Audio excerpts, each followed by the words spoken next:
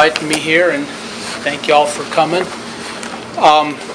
The Lunar and Planetary Institute is just sort of that way on the other side of the forest, and we've been in that building for about 15 years. The Institute used to be down in the West Mansion, down on Clear Lake, but Rice kicked us out a long time ago. So we've been over there, and we've just, we've coexisted with UH, but haven't really had much to do with each other. And we're sort of hoping this is a small beginning towards further collaborations between us, because we each have skills and resources that the other doesn't. And so with any luck, working together makes better for both of us. In any case, the LPI is it's a research and education institute. It was founded when just before the moon rocks came back, as a way for scientists and researchers who weren't part of NASA to be able to have good access to the moon rocks. There wasn't any room on the Johnson Space Center to house visiting scientists, and it was also a real problem for foreign nationals to get access, as it's gotten even worse nowadays.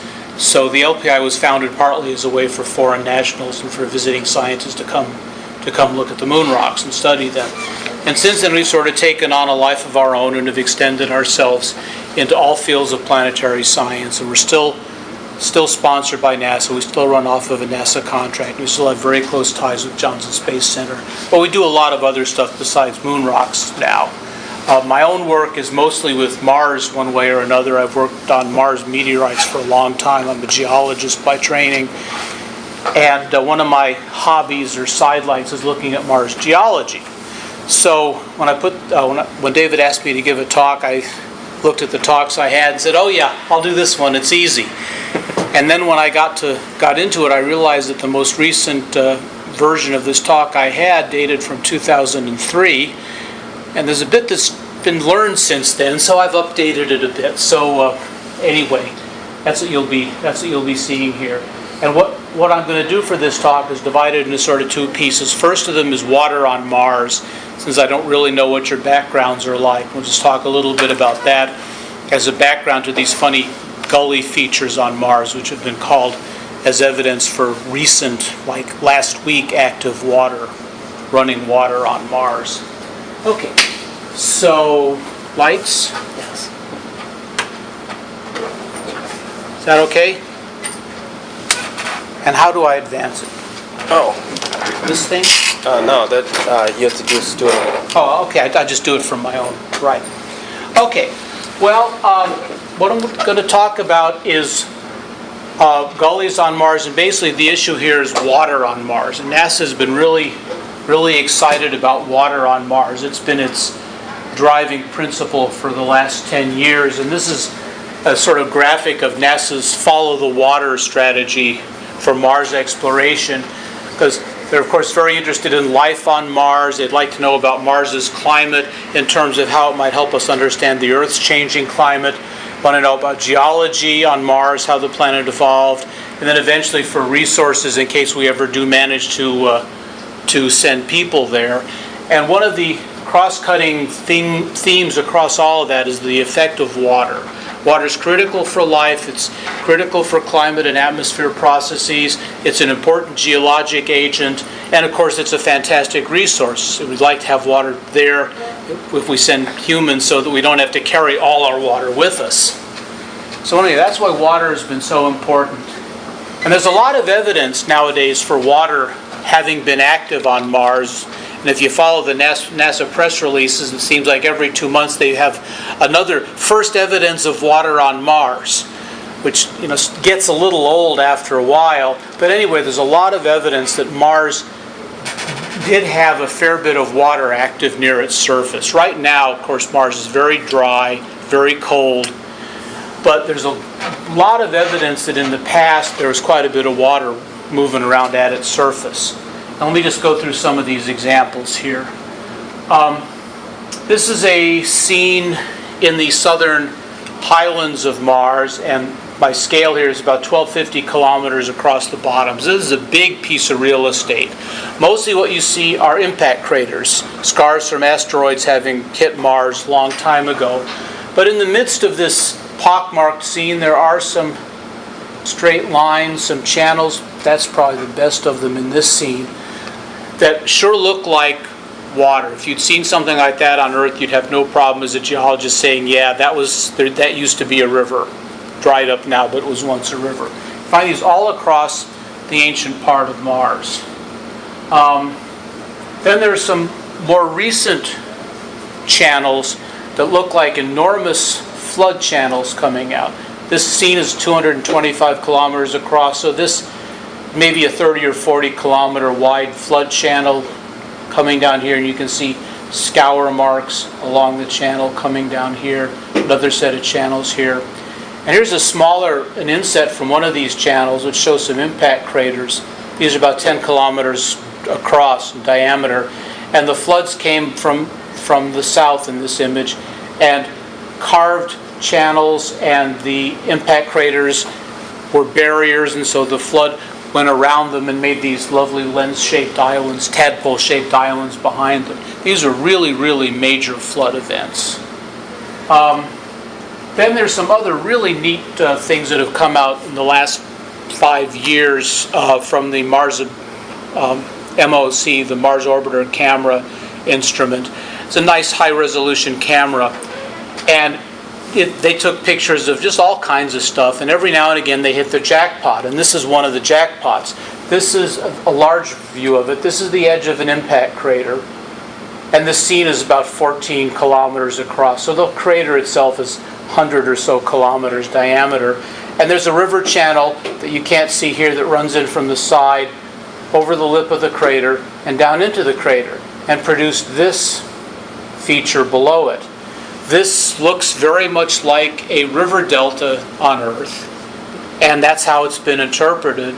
And one of the really cool things, have a blow up of this area right here on the side, about 1 kilometer across, and you can see what sure looks like a river channel, and you can see successive arcs cutting up this way, and perhaps you can see that there's a hint that the channel continued on that way.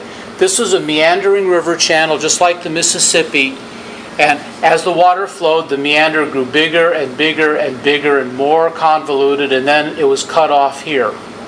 And this is exactly what you'd see on the Earth in a steady, long-standing river system where it was able to meander and cut into its banks and deposit and erode along the sides of its banks. The meanders would grow more and more extended and eventually get cut off. And that's exactly what we're seeing here on Mars. Except this is quite old. This didn't happen yesterday. This probably happened a couple billion years ago. So it's not current activity, but it's pretty clear from a feature like this, making the analogy to Earth, that there was water there flowing fairly abundantly for a fairly long period of time. If you look at the Mississippi, for instance, and compare this age of meander features like that, you're talking about thousands and thousands of years. Okay. Then there's some other cases which look more like they're smaller channels. This was in 2004 in Science, and this is in a part of the Valles Marineris here. This is the plateaus to the south of those big chasms, some north, and in the center there's a big basin, big depression, and down in here, again these high-resolution pictures show channels running here, for instance, running down from the north, down from the south into this lowland in the middle, and these sure look like water-cut channels. The more that the spacecraft take pictures around Mars, the more signs they see that indicate there was water flowing at Mars's surface. These are all fairly long time ago, more than 1 billion years, which is a long time even for a geologist. So it looks like there was a lot of water. Then there's another completely different line of evidence. I'm a rock person to start with. And so one of the things I look at is meteorites. It's another long story I can't get into here, but there are meteorites that are almost certain to be from Mars. And this is one of the famous ones of them, the Allan Hills 84001 meteorite, found in Antarctica. And inside it's an igneous rock, a lava-produced rock, but it's got cracks in it. And in those cracks are these rounded, partly rounded, hemispherical globules of carbonate minerals. I got to tell you, we've changed scales a lot from 1,250 kilometers in that early image. Now this is a centimeter-sized block here, so we're talking about a potato-sized rock. And each of these little circular things, this is in a microscope slide, is about 1/4 of a millimeter across. So this is one of the weird things we have to do, is look at a huge range of scales. And I suppose in some ways this is like physics, where you go from submolecular, subatomic physics to cosmology in just one leap. We don't go quite that many orders of magnitude, but still. So anyway, these little rounded things were pretty clearly deposited by water flowing through cracks in the rock, and they're very good analogs on Earth for these that are formed by water flowing through cracks in rock. This is very old. This meteorite formed about 4 billion years ago, so this is quite ancient water on Mars. And what else do we have? Oh yeah, in addition to orbital images and meteorites, we also have some fantastic rovers out there on the surface of Mars, which are still puttering around, and have found really good evidence for water having acted at times at the particular sites they were at. This is the Mars Exploration Rover Opportunity, which landed in a place on Mars called Meridiani, which is this incredibly flat area. This is just unbelievably flat. Perfect landing site for an engineer. There's nothing to trip over there. But what they found at that site were some layered rocks, sedimentary rocks, which contain a water-bearing mineral. This is a weird mineral called jarosite. It's not very common on Earth. On Earth you find it mostly in acid mine dumps and similar places where there's been sulfur-rich minerals that come to the surface of the Earth, either naturally or by humans bringing them up, and they react with the oxygen in the air and water and turn into this icky mineral. And if you take that and sort of break it apart chemically, you can sort of see how this works. This mineral contains a neutral sulfate in it, contains iron oxide, and then sulfuric acid. So this is sort of nature's way of taking sulfuric acid and turning it into a solid. Obviously, this forms only in very acidic environments like the acid mine wastes around some of the big mines on Earth. But the important thing here is that it's got OH, or water, in it. It needs to have water to form. And this mineral is just all over the place at the Meridiani landing site, the Opportunity landing site. So obviously there was a lot of water there. It was more like battery acid than anything you'd want to drink, but it was water. Along with the jarosite are these famous little round balls that they called blueberries, just because they're about the size of blueberries, a little centimeter size, half centimeter size round spheres. And here's an example of one of them in the rock, a picture from the rover there. They're like half centimeter size. Those are made of the mineral hematite, iron oxide, Fe2O3, which, if you remember, was this one. So there's a lot of that stuff here, and there's been a considerable argument about how these little blueberries might have formed, and the general consensus now is that they are another product of liquid water, that they form as liquid water carries iron through these rocks and eventually sort of deposits it around in little round balls. Now, some of you might have seen stuff comparable to this on Earth if you've ever been so I know some of the parks in San Antonio and that place where we saw those woodpeckers north of town, the red-cockaded woodpeckers. West of here, a little bit, you'll often find, if you go look in the soil, little round, rusty balls. Same kind of thing as this. They occur in all the sandstones pretty much between here and San Antonio. So they're pretty common on Earth. They're apparently occur here on Mars too, and it's formed by iron being moved around in solutions in groundwater and crystallizing out. And that's apparently what's happened here also. So the general interpretation of this site where the Opportunity rover is that it was wet, maybe sand dunes with water in it, and that there was a lot of chemical transport of iron in and out of the system to make this jarosite mineral and to make this hematite. You cannot get these rocks without a lot of water flowing through them. Okay, the other rover is out there. It's called the Spirit rover, and it's almost on the opposite side of the planet from the Opportunity rover. And it's in a place called the Columbia Hills in a huge impact crater called Gusev. And this is an image of what the Columbia Hills look like. It's a pretty good image of what Mars looks like. It's orangish rocks and black rocks and dust and sand. And of course there's not a living thing to be seen anywhere in it. The sky is very dusty, and so it's peach colored, or they call it squash colored, like butternut squash color. It's all from dust in the atmosphere. But among the interesting finds that the Spirit rover made was this funny patch of soil here. Now it's crippled. It has 6 wheels and one of them's jammed. So it goes along on 5 wheels and drags one behind it. And as it drags it behind it, it drags a hole in the dirt. And in this spot, they turned up white stuff. Didn't know what it was, turned around and used their chemical analysis tools on it. And this material is about 90% silica. It's not crystalline silica like quartz, but it's like opal. It's a glassy, amorphous silica. And the best interpretation that anyone's come up with on this is that it's probably deposited by water, like opal is on the Earth, and possibly associated with some kind of volcanic vent or a hot spring next to a volcano.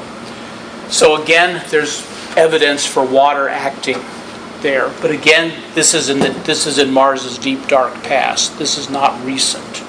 Okay, so where am I? Okay. How about water on Mars now? Well, there's not a lot of evidence for liquid. There's a lot of evidence for water in other forms.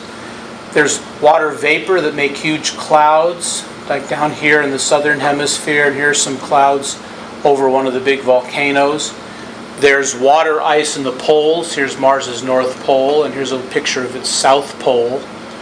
And those are known to be water ice because of the spectroscopy, reflection spectra that some of the spacecraft have taken. There's also carbon dioxide ice there, but there is water ice.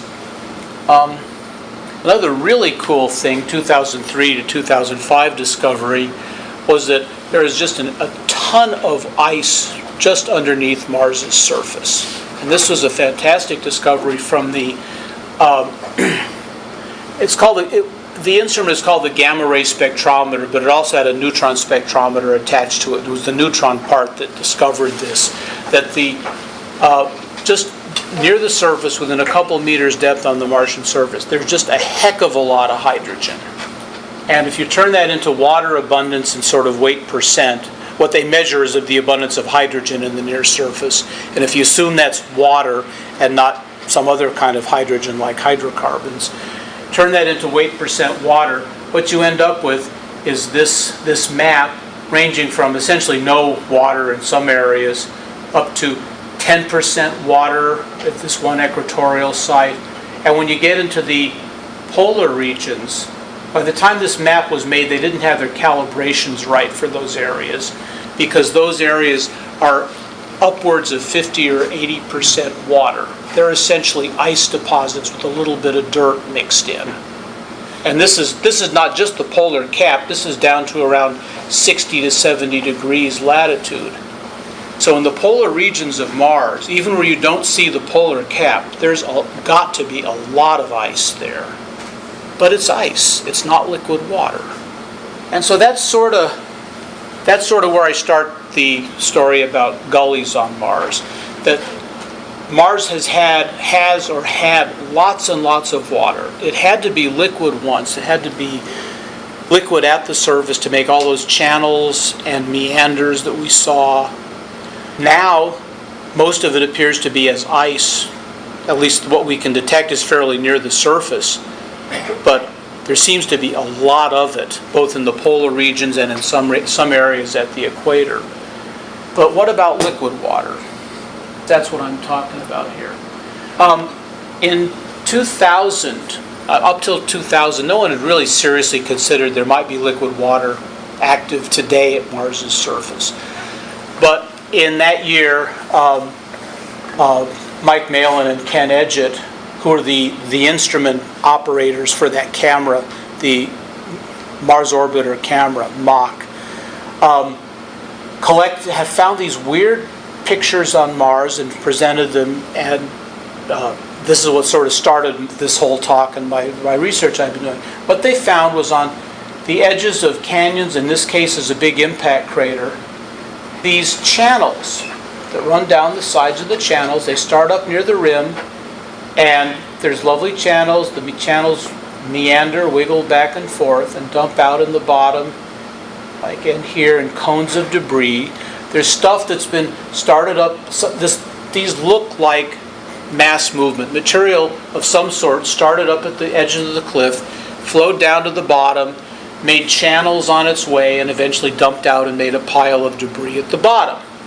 If you go to Earth, see, I think that's my next slide, maybe? No. Okay, I'll hit, whoops, I'll hit that in this. Oh, okay, as long as I'm there. If you go to the Earth and look for similar features on the Earth, this is where you find them. These are a couple that I saw up in northern Norway.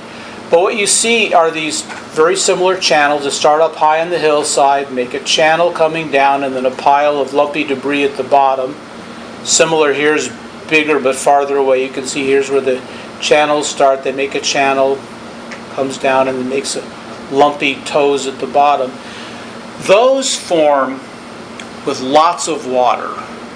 Those are water-rich debris flows where there's high up on the slopes, the rock and mud there gets saturated with water. In the spring, the ice that's there, permafrost, melts, and you end up with basically mud. And the mud eventually, there's enough of it eventually that the ice melts so deeply that the mud just lets loose, flows down the slope, and produces this kind of deposit at the end. In this case, you'll see it's mostly just rock. What's happened is the debris on top was mostly rock mixed with ice, and so when the ice let go, it's just rock that came down. Here it's more dirt, but it's the same process basically, and the same deposit. When these go down, they are 30 to 50 to 70% water. That's a lot of water. And so if you take that analogy and run it back to Mars, let's see if I can figure out how to do that. You end up looking at this and saying, wow, that's a heck of a lot of water that somehow came out of these cliffs up here and flowed down to the bottom of the crater. And that was basically what Malin and Edgett said. These things look just like the terrestrial debris flows that have lots of water in them. That's a good guess. Let's go from there. Now there's some problems with this. Mostly that liquid water is very difficult to produce and maintain at Mars' surface now. And the reason, whoops, let me go. Oh, okay. I'm out of order a little bit in my brain. Let me just describe briefly the shapes of these things. These Mars gullies, as they call them, are composites of different shapes of land, different landforms. At the top, they have these scoop-shaped areas called alcoves. This is where the material starts to flow down the hill. And often, like you can see here, they sort of look like they're flat, or maybe there are other slices cut into them. The material starts up here, flows downhill into channels. Here, here, here. Here's one that's wiggling. And then at the bottom, they dump out into fan-shaped, spreading deposits of whatever it was that was up here that moved down to the bottom. So let's see, that was the analogy that was used on Earth. The problem with this is that it's really tough to get liquid water on Mars. both from the temperature and the pressure. Mars's surface is generally too cold for liquid water. Of course, the triple point of liquid water is 273 Kelvin. Mars's surface occasionally gets that warm in the summer near the equator. I think the highest temperature that was ever measured from an orbiting spacecraft was about 25 centigrade, or about room temperature for us. So it doesn't happen very often that the surface gets warm enough this way. But what's probably worse is that the pressure is too low. Now, water can be in solid, liquid, and gas states at high pressure. High pressure meaning like the Earth's atmosphere pressure. But at lower pressure, as you reduce pressure, you eventually get to this point, this pressure here, a triple point, where liquid no longer becomes stable. And at pressures below that, solid water, ice, goes directly into a gas phase. This is just the same idea as with carbon dioxide. At room pressure, carbon dioxide goes straight from being dry ice to vapor, but if you go to higher pressure, you can make liquid carbon dioxide. So it's that same idea, except we don't often deal with this pressure down here. This is around, I think it's around 10 millibars pressure. 10, about 100th of a normal atmosphere pressure, where this is. And this is about where Mars is. Mars's highest pressure, the deepest part, the lowest elevation on Mars's surface is about 10 millibars pressure. So it's right there. Most of Mars is a little bit lower, around 7 millibars pressure. So this is a problem for pure water. There are a couple of ways to get around this. One, you can get the temperature high enough if you have an extra source of heat, like maybe your slope is angled just right so the sun hits it straight on during the daytime. It can warm up higher. Or maybe there's a volcanic intrusion or eruption nearby that can produce some extra heat. The other possibility is antifreeze. It's like in the radiator of your car, except on Mars it's probably a salt rather than an organic compound. Table salt can lower the freezing point of water a couple degrees.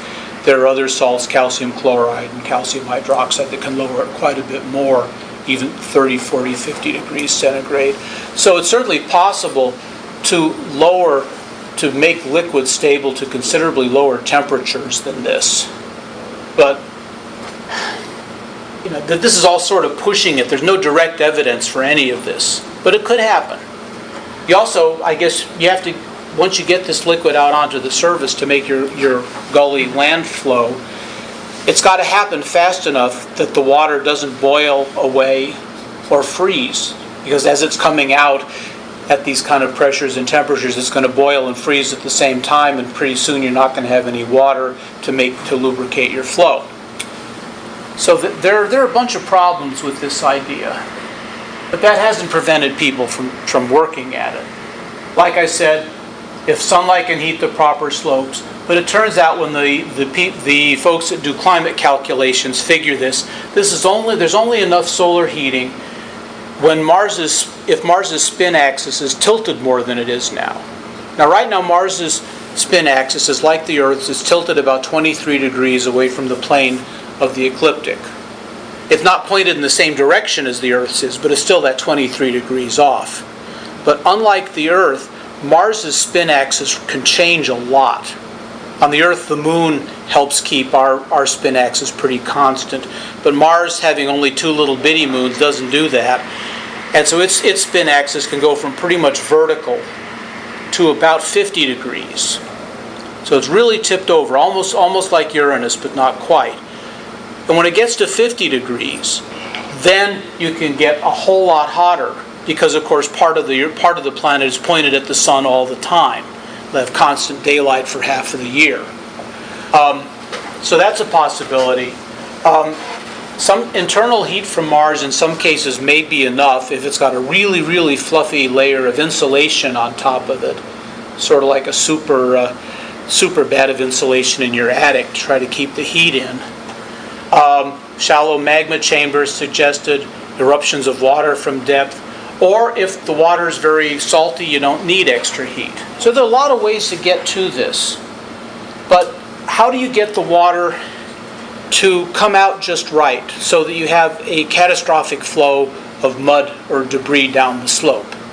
You can't just have the water trickling out a little bit at a time, because if that's what happens, then the water is going to evaporate or boil or freeze, and you won't have enough water there to make a catastrophic flow. So the model that folks have suggested, many, is that what you've got here, this is like the edge of a crater here, cross-section through the ground. So this is the edge of the crater, this is the land next to the crater, or the canyon, and what they imagine is that there are two very, very hard, impermeable layers in there that trap the water between them. If you can do that, trap the water between them, and then start freezing the water, Mars cools down or it gets into winter time or something, as the water freezes, this ice plug sort of migrates inward as it freezes, and the theory is that the water that's here trapped between these two impermeable layers gets pressurized because the water's freezing. Frozen water has greater volume than liquid water, and so it supposedly pressurizes this area enough, supposedly, so that this can then break through, shoot out, and cause one of these gully flows. Well, this is a problem, and I don't believe this, and I'll just tell you right off why I don't believe this. You hardly ever see impermeable layers on Mars, and we don't have really good images, but it's pretty clear that they aren't there. This is one case, one example. This is an impact crater where there's a peak in the middle of it, and there are gullies all over this central peak. This is the rock that's in the central peak, and you can see it poking through here and there. There are no layers in that at all. It's just massive. There's no layers that can hold separate layers that can hold the water in. And this is a pretty common example. Even more common, perhaps, is this pair of pictures. This is on the edge of an impact crater. And you see down here that there's some lovely gullies that have formed, pretty much stripped off all this lighter colored stuff from the crater wall. And there's your typical meandering gully channels and the deposits coming out from them. This is a close-up of the rock in here. And you will see that it looks like it's layered. A lot of rock on Mars appears to be layered. But the critical thing about this is that it's busted up. You cannot see any continuous layer that runs all the way across here. There's cracks running through this whole thing. This is just it's a pile of boulders. And this is what ought to be expected. These are impact craters. There's been an asteroid has hit Mars there and blasted in and burrowed a hole, thrown material out of the hole, and in doing that, bows up the rock around it. And in doing that, it breaks the rock. You can't have solid rock surviving after this asteroid comes and whallops it. And so this is typical of what happens at all impact craters. If you go to the meteor crater on Earth in northern Arizona, the wall rock is just buggered up like that. There's no place in that for an impermeable layer. So I think that whole theory just doesn't work. Let's see. There's another one. How do you get the liquid water? How do you get the ice there? Well, it's snow. The snow comes out in the storms, deposits on the slopes of craters, and there it sits and the sunlight warms it up. And this is reasonable in some ways. The original theory has this snow accumulating on pole-facing slopes because they imagine that the snow, of course, originates in wintertime storms just like here and blows out of the north. And they have to call it, say the snow accumulates on pole-facing slopes because that's where the gullies tend to be mostly. We'll see that in a second. But I've lived in the north. I don't know how many of you have. Probably don't see a lot of it down here. But snow, when blowing snow, doesn't accumulate on the front of an obstacle. It accumulates behind it, in the lee of it. And you see this if you go to the beach and look at blown sand going around a tuft of grass or an oil drum that had washed up or something. The sand collects behind it. And this is very good physics. As the flow of wind goes over it, it creates a dead zone behind the object. The wind speed decreases in there, and all the sand that's being carried or snow that's being carried drops out into that dead zone. So anyway, this is a problem. They have a couple other, explanations, but I think this is the big problem for them. And let's see. All right. You always get to this point in giving a talk where the logic in putting the talk together doesn't fit exactly with the logic that comes out while you're presenting it. It seemed great on paper beforehand. Anyway, but the other thing, I'll just say one more thing on this slide before going to the next. You would really expect in a case in this model that you'd find more gullies. You'd find gullies where there was snow, where there's a likelihood of snow, and you wouldn't find any gullies where there wasn't any snow, like at the equator. And that leads me into my next thing, that you might expect to find lots of gullies where there's lots of snow, like here's a map of Mars, in the areas around the poles. And there are quite a few gully forms around the poles. But there are also lots of gullies in non-polar places. These stars, we'll see later, are basically near the equator. You might expect to find gullies where there's at higher elevations where it's colder, maybe there's more snow. You find them from very lowest elevations here up to very high elevations here on top of one of the volcanoes. They're just all over the place. Let's see, another one.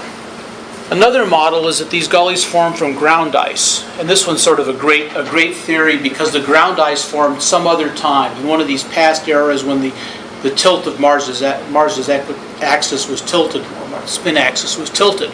So it calls on some era that isn't here anymore to produce the ice.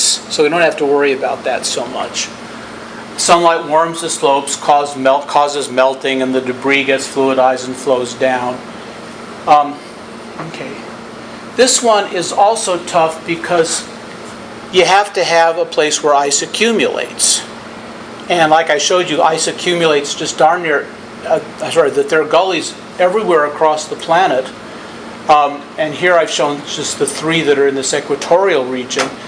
On the top of one of the tallest volcanoes, there are gullies on the sides of that. And that's okay because you might expect a really tall volcano is going to get snow on it. No problem. But you also find them further down the way in the Valles Marineris, this really deep chasm, which is quite deep into the planet. Just like Death Valley, the further down you go in elevation, the hotter it ought to be. Same on Mars. And you find gully forms here in this area. And then here, not such a good image, but still there are alcoves here, channels running down the slope, and then these conical piles of debris at the bottom. And so we're running over a huge range of elevations here, and you're seeing pretty much the same landform in all of them.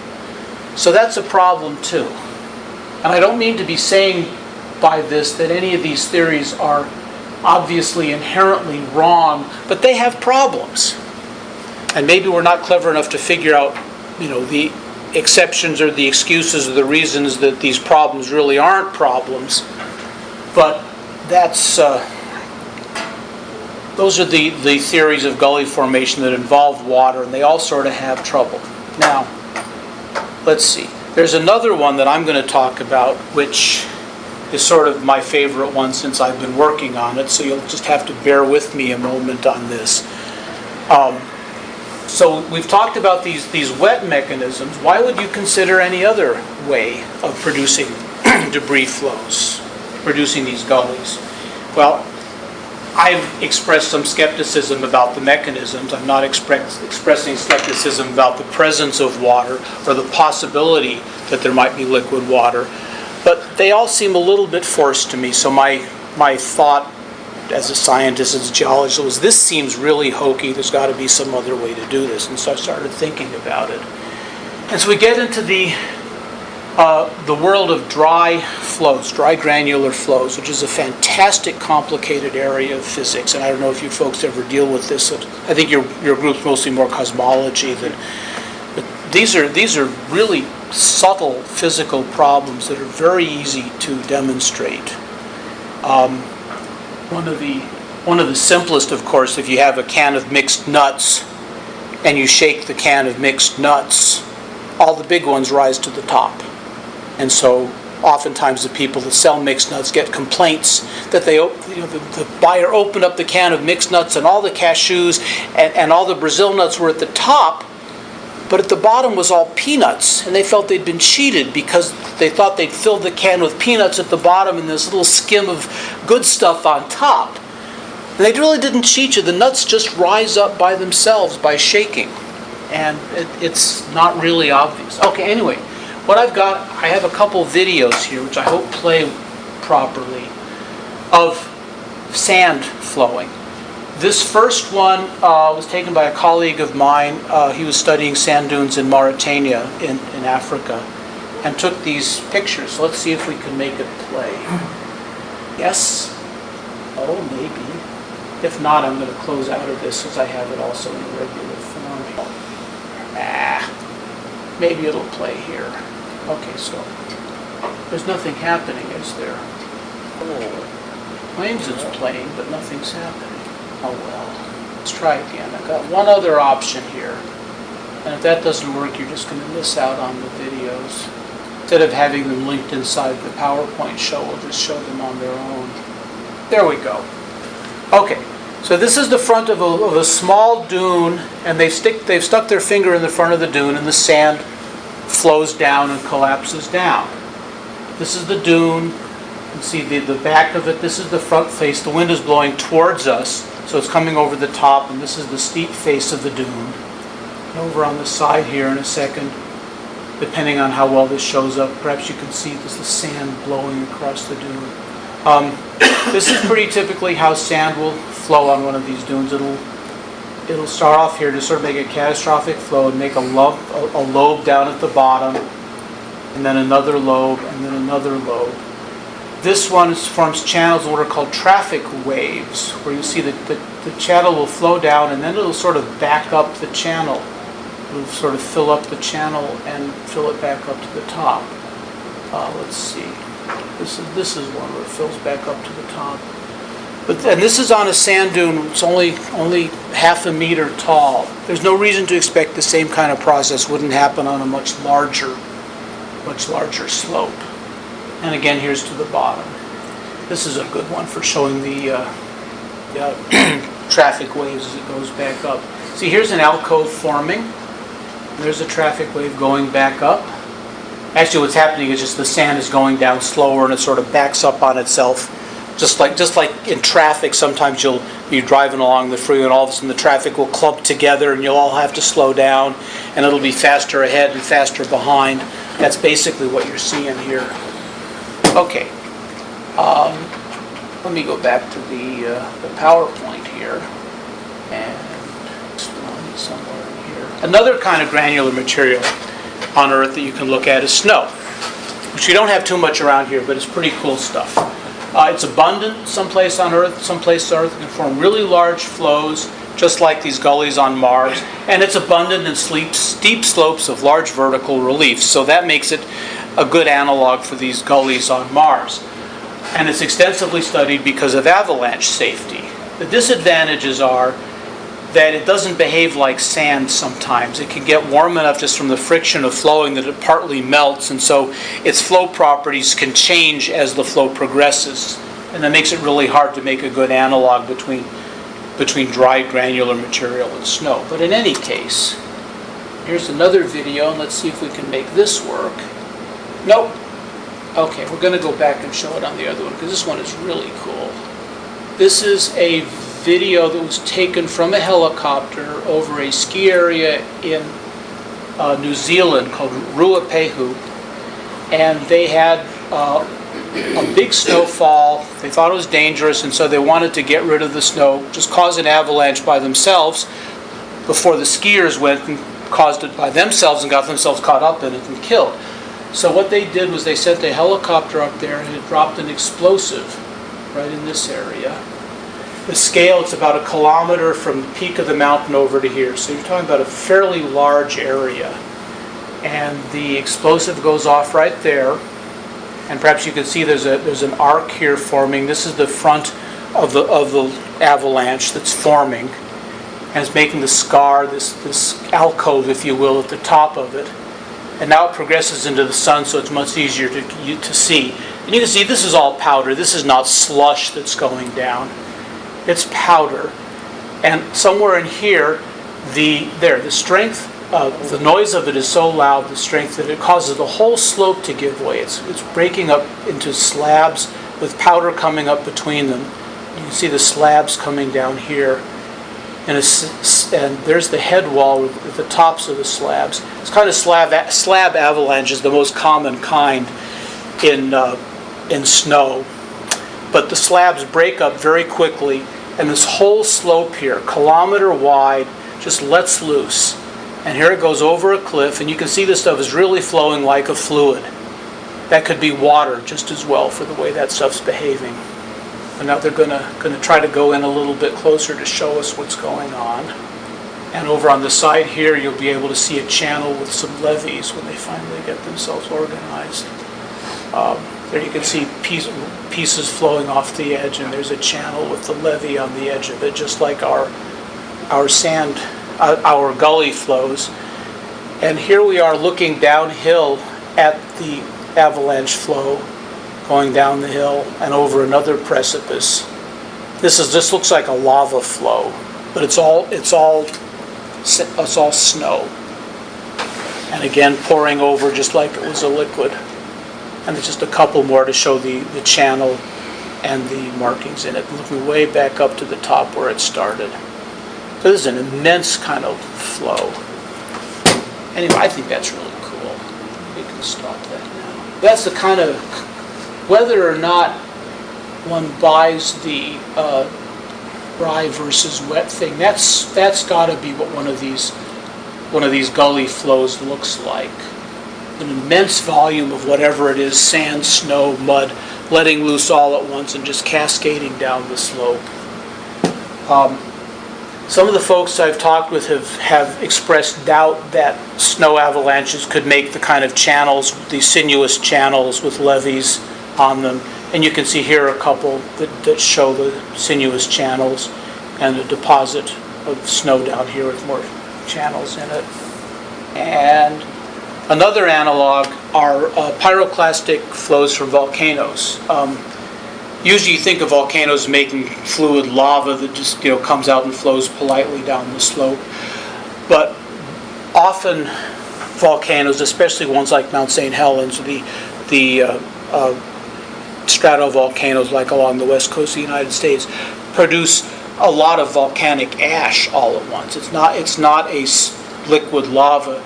It's just an incredible quantity of ash produced all at once, and it behaves like a fluid. The ash mixed with gas, hot gas from the volcano, can act just like a fairly dense fluid and flow down slope. And these are some flows from Mount St. Helens, ash flows from Mount St. Helens. And you can see the channels coming down here, turning the corner. There's one that divides up. The longer one continues down this way. There's shorter ones that end up in there. And you go look on the ground at them. These are a couple, one of the smaller channels up in this area. And you can see that there's a levee along the edge of it. And this happens during the flow. And it's all pumice pieces. They're about this size pieces of rock that have just rolled down the hill, flowed down the hill, behaving like they were a fluid. Okay. So, what I see here is that when you look at these landforms on Mars, all you've got is the shape, the morphology. What we try to do in geology, especially when we're looking from orbit and can't actually get down there on the ground, is try to understand, try to imagine what the physical properties and processes are from the remnants after the event is over. So we're sort of, in this case, we're trying to infer the rheology, the flow properties from the shape of the deposits. And maybe you can do that and maybe not. The thing is, you have to understand all the physics really, really well to be able to do that. And the one example I point out here, which I'll explain in just a second, has to do with lava flows on Mars. Early on in the Viking program, they saw these images of lava flows on Mars. Of course, the huge volcanoes there, but these lava flows were tens of meters thick. from top to bottom. Those are very, very thick lava flows. And the geologists doing this went back to the Earth and looked at the lava flows they could find and said, oh my goodness, the only lava flows we see on Earth that are like that are really, really silica-rich lavas. They're sticky lavas. They're the kind of things that form in the Cascade volcanoes. They're not basalt lavas, which is the common kind like on Hawaii. So what they had on Mars are these big volcanoes that look like the Hawaiian volcanoes, very shallow, flat volcanoes, which look from their overall shape like they had really, really thin, runny lavas. And they're saying, but the flows are so thick they have to be really, really stiff, solid lavas. This is sort of a problem. And they went back and forth for a long time on that until some folks went out and looked at the lava flows on Earth and tried to understand the physics of them. And what happens on those lava flows, there's some on Earth that end up being that thick. They're just runny basalt lava, very, very fluid. I'm talking about fluid here. These have viscosity something like motor oil. They're really quite runny. While the really thick lava flows, these 10 and 15 meter flows, have viscosities that are much more like really stiff bread dough. There's just a lot of difference there. On Earth, how do you get thick lava flows out of runny lava? Well, what happens apparently is that the lava flow gets going and the edges of it cool down, and so they're really stiff. And something downstream will back up the lava, stop its flow a little bit. And so the lava flow will sort of inflate. It's got these boundaries already, and it'll sort of inflate up, bounded by the solid walls it has already. So what you end up with is a lava flow that's inflated to much higher than it would have if you just thought about it being purely a single event of a fluid going. Didn't understand that physics at the beginning, but now that it's understood, it's easy to say, yeah, all these lava flows on Mars appear to be basaltic. Could be the same thing we've got on Mars. We've never dealt with a flow of sand or even really a debris flow as large as the ones we've got on Mars. And there may be some other physical processes that happen that aren't really well understood. So we're stuck there. The second part of this, if you know the rheology, you know the flow properties of these flows, can you really say what their chemical or composition is? Can you be sure that there's water in that flow? Well, first off, say no, not necessarily. I mean, it could be alcohol or acetone or some other fluid that behaves just like water, so you can't really make that connection. But can you even say that there really is water? And the answer, at least for this case, is no. You can say, perhaps, that the shape of the flows implies that there's a Bingham flow, a fluid that has some kind of yield strength. It'll just sit there until you push it hard enough, and then it'll flow. And that's probably true. But there's all kinds of fluids that behave that way, all kinds of materials that behave that way. Emulsions, silly putty sort of can behave that way. So we're sort of stuck with all that. And I'm almost done here. I just want to say that although water's been talked about as the answer, it may not be the right answer, or we just don't know. And it's not real clear how to tell from orbit.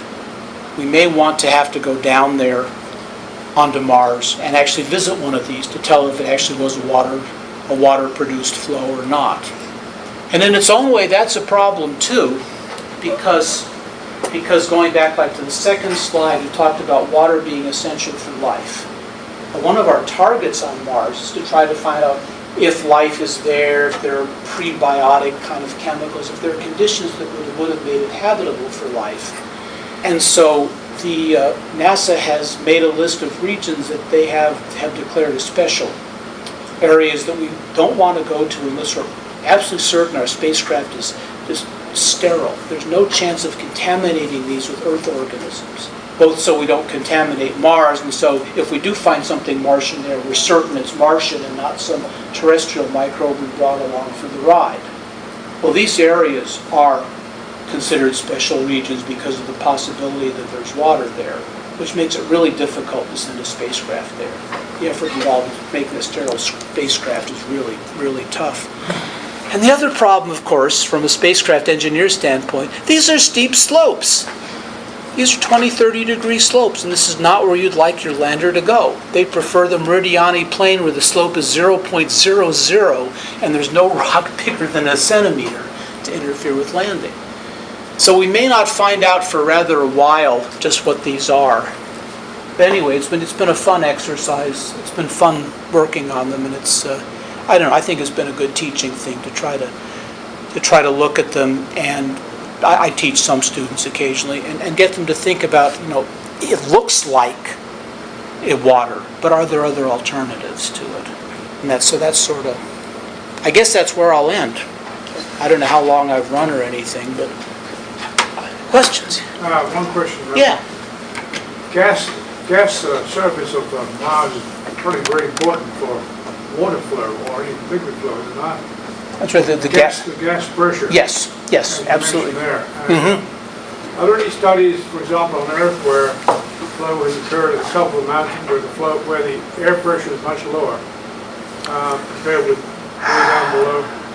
Not that I'm aware of that pressure has all that much effect on the properties of the liquid. I mean, the liquids are condensed phases, and so they're fairly incompressible. And so, by that sense, you usually think of compressibility as pushing them, but I imagine if you decrease the pressure, it doesn't have all that much effect on the properties, the volume. It'll have some effect, obviously. If you increase the specific volume, it's going to reduce the viscosity a little bit. But it's not, I don't know that that's ever, I can't say that that's ever been looked at, but my gut feeling is that it's probably a small effect compared to the other ones we've got. More important for pressure is the fact that the decreasing pressure destabilizes liquid at all. As you go to this regime where you go straight from solid to gas without liquid. No questions. I got you all snowed. Yeah. Go ahead. The picture you showed me shows the large deposits of hydrogen. Yeah.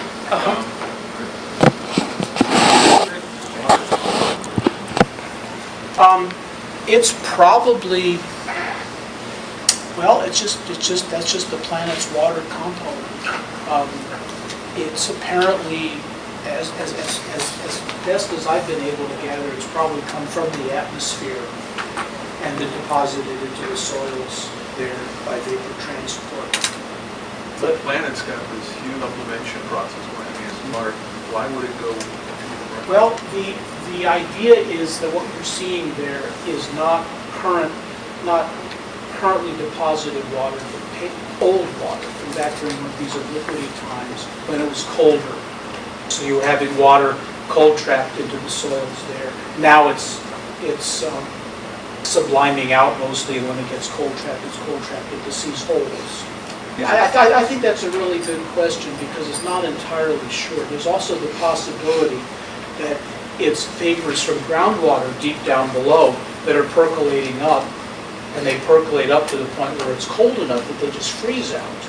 Because, of course, the interior of the planet's quite warm, like the Earth's surface is below the freezing point of water. So vapors in the ground will just percolate upwards and then freeze out when it gets to 0 degrees centigrade. So that's another possibility.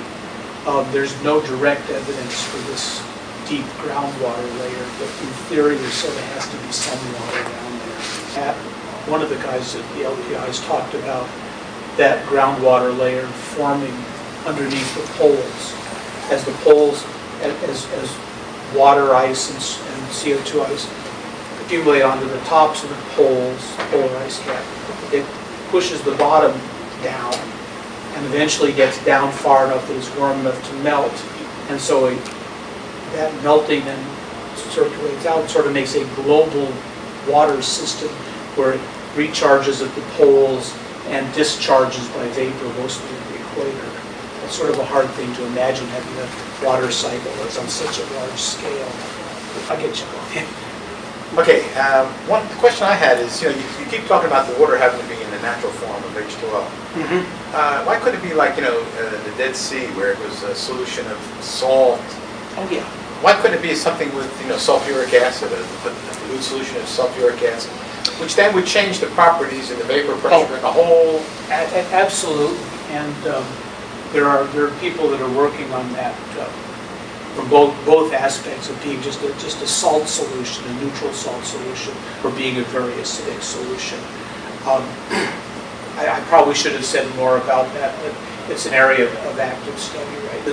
There's sort of issues with both of the neutral salt solutions. If you just have water sitting in rock, it will eventually get very salty because it will dissolve all the chlorine and all the halogens out of the rock that's there and some of the sodium. Just on Earth, the very deep brines or very deep waters on the Earth are very rich. They're sodium chloride brines. Sodium chloride doesn't help you a lot in depressing the freezing point. So you have to go somehow invent a way that you get more of a calcium chloride brine or a calcium hydroxide brine.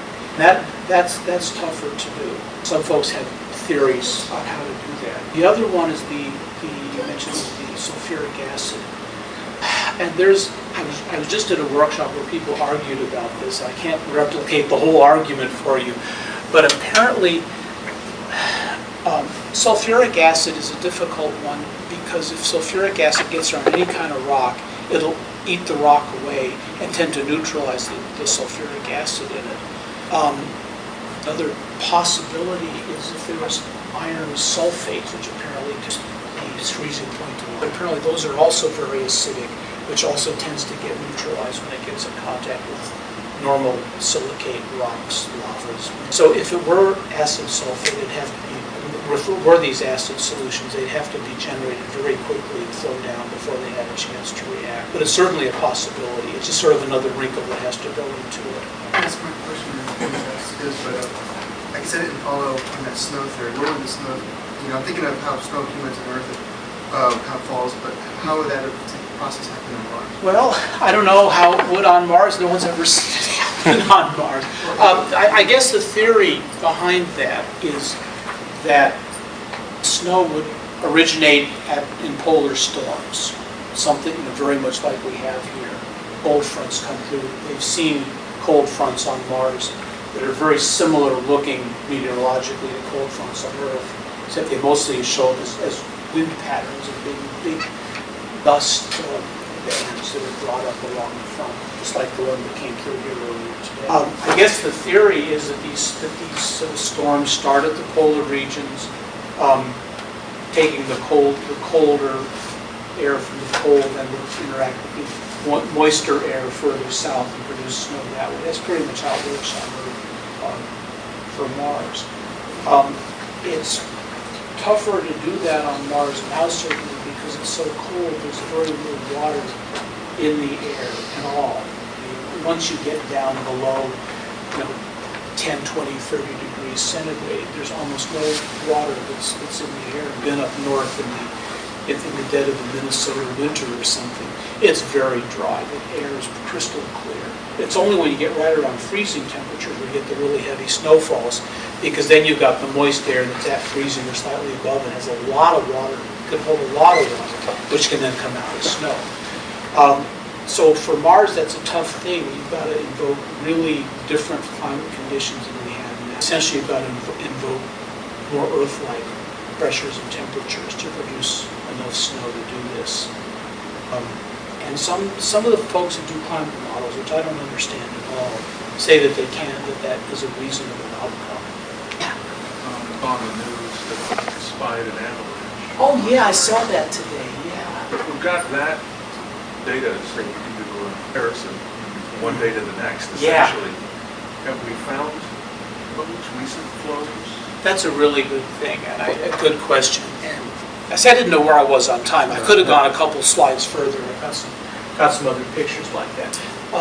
If you go look at the NASA website or the JPL website, they've got these fantastic pictures from the Mars's North Pole, where this HiRISE camera, high-resolution imaging system, caught some landslides in action.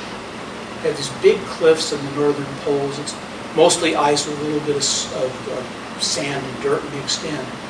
And they caught the image caught a flow, I guess partly down the cliff, and you can see the big clouds of dust coming up in front of it, which sort of tells you these must be pretty common. I mean, if they were very rare, what would the odds of this one little bitty picture catching one? But yeah, those are really neat to see. The other part of your question, whether these have been seen sort of in the longer term, it was just last year, the same, I guess this was the mock camera, just before it died, just before that spacecraft died, had taken pictures of craters. They were looking for these gully flows and hoping they could actually see one happen. They did find from one set of images 1 year to the next year, there were some flows.